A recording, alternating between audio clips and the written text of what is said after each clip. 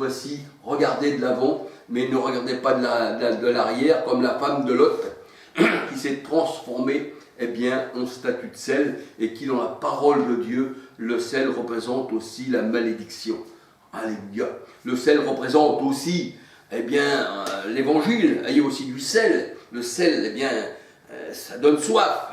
J'ai soif du Dieu vivant. Mais le sel aussi, le Seigneur disait, tu mettras sur cette terre du sel et rien ne poussera. C'est le sel de la malédiction.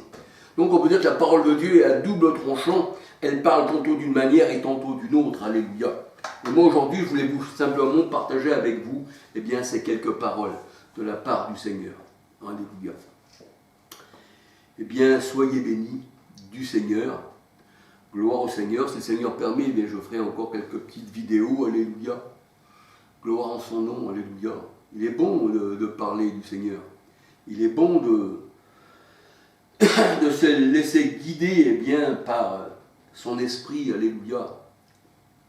Combien de personnes se laissent guider par leur propre esprit quand elles veulent savoir quelque chose sur la parole de Dieu, elles vont feuiller dans le dictionnaire du monde, dans des choses, ils vont remonter chez les historiens.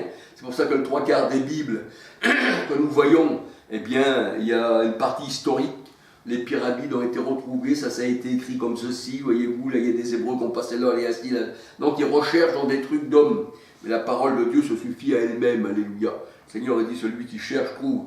Et vous sondez les Écritures, et là il y a la manne cachée qui est Christ, alléluia. Parce que notre Dieu, c'est un Dieu qui est caché, mais si on le cherche, on le trouve. Et le Seigneur a dit, je me laisse trouver par ceux qui me cherchent, alléluia. Gloire au Seigneur, que le Seigneur vous bénisse, et puis à la prochaine vidéo, alléluia.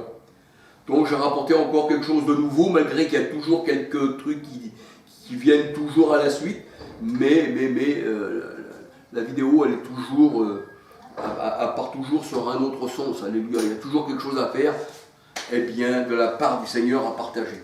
C'est un pain partagé. Heureux les invités au repas du Seigneur. Que le Seigneur vous bénisse abondamment. Alléluia.